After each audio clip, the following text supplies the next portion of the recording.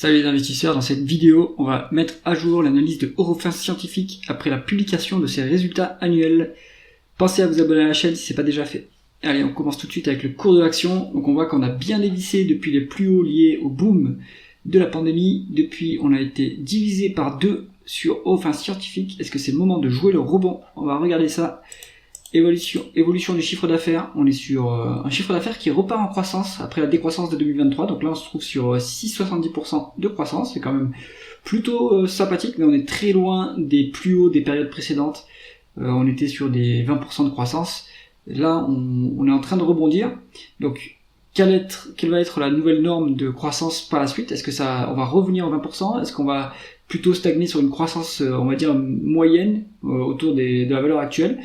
Bien ça, pour le savoir, rendez-vous dans les analyses sectorielles, creusez les parts de marché, etc.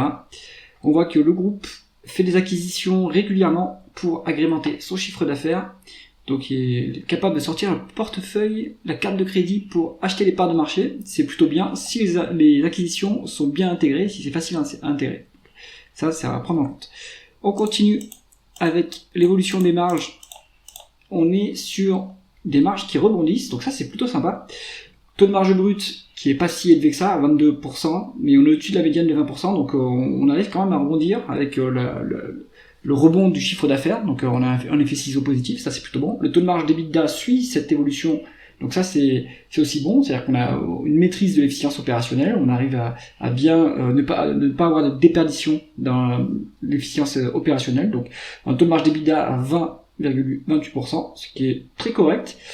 Le taux de marge nette, en revanche, lui, est quand même faiblard et rebondit pas autant que le taux de marge d'EBITDA. Donc on a une moindre efficience financière et fiscale, qui fait qu'on est sur une marge nette qui est en dessous de la médiane à 5,84%. On n'est pas sur des marges nettes très élevées, donc on n'est pas forcément sur un secteur très qualitatif où il y a donc on n'a pas de pouvoir de fixation des prix.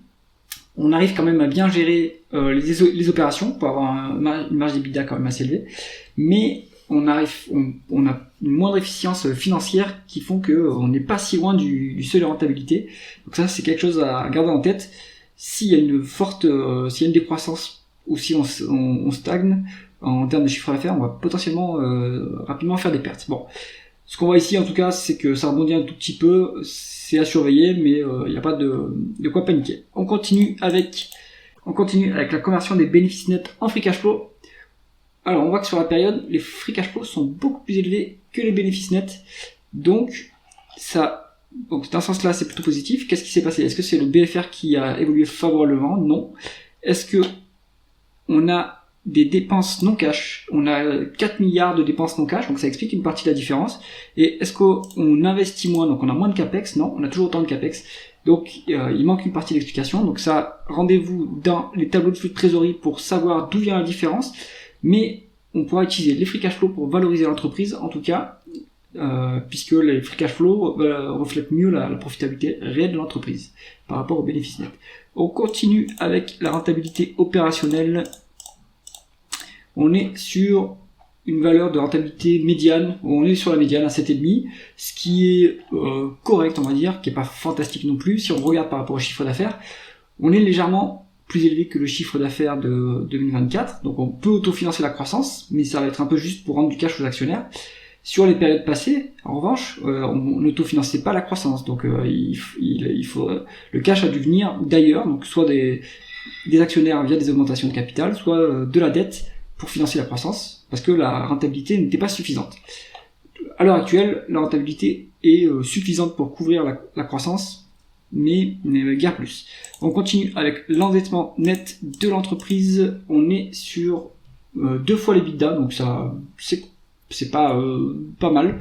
On peut s'endetter plus, mais c'est pas un niveau non plus de perfection, on va dire, au niveau du bilan. Donc là-dessus, je pense que le management n'a pas l'air pressé de rembourser la dette, puisque en fait elle continue à augmenter. Il n'y a pas de trajectoire baissière sur la dette, donc à suivre. Il faut voir ce que dit le management sur l'allocation du capital. Maintenant, ici il faut financer la croissance, on peut pas forcément rembourser la dette non plus, on n'a pas de cash pour rembourser la dette, donc elle va rester à ce niveau-là pendant quelques temps, le temps que la rentabilité augmente.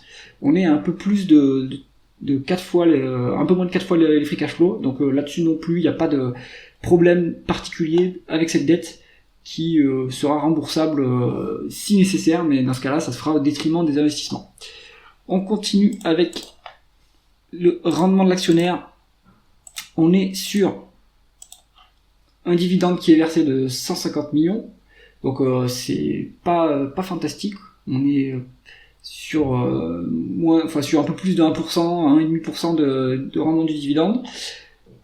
On a largement de la place pour l'augmenter ce dividende, puisque on n'est que un huitième, un septième des free cash flow, donc on pourrait l'augmenter plus.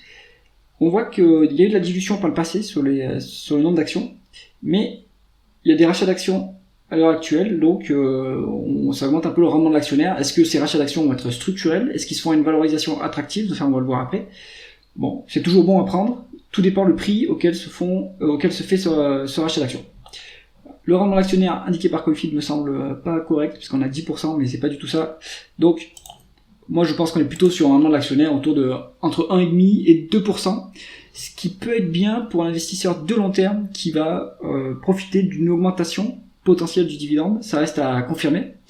Et surtout des rachats d'actions. Pour l'instant, je sais pas ce que fait le management. Est-ce qu'il veut vraiment augmenter régulièrement le dividende? Parce que là, il a l'air de l'avoir coupé sur l'année 2020, enfin de l'avoir réduit sur l'année 2024. Donc bon, ça c'est un peu dommage. Et maintenant, on s'intéresse à la valorisation du groupe, valeur d'entreprise sur EBITDA. On est décoté. Donc c'est plutôt pas mal. On a les 20%, plus de 20% de décote sur le multiple de valeur d'entreprise sur EBITDA. Donc, il y a peut-être un coup à jouer en termes value sur cette entreprise. Donc, Eurofins, j'étais sceptique sur les précédentes publications, mais là, la valorisation me semble attractive, surtout quand on a un petit dividende qui permet aussi de réduire le risque du dossier. Donc, si vous vous intéressez à ce secteur, allez lire les analyses sectorielles et voir s'il y a un rebond qui se profile aussi sur le secteur, puisqu'il a profité aussi du boom de la pandémie, et ça s'est normalisé depuis. Donc peut-être que c'est intéressant. Eurofins Scientifique, dernier détail, il y avait aussi des polémiques d'un hedge fund sur l'opacité des comptes. Je ne sais, j'ai pas suivi le dossier, donc dites-moi en commentaire si ça s'est bien terminé ou si finalement le hedge fund avait raison de soulever des problèmes sur les communications du groupe. C'est tout pour cette analyse. Si vous avez aimé la vidéo, mettez un pouce vers le haut et pensez à vous abonner à la chaîne. À bientôt.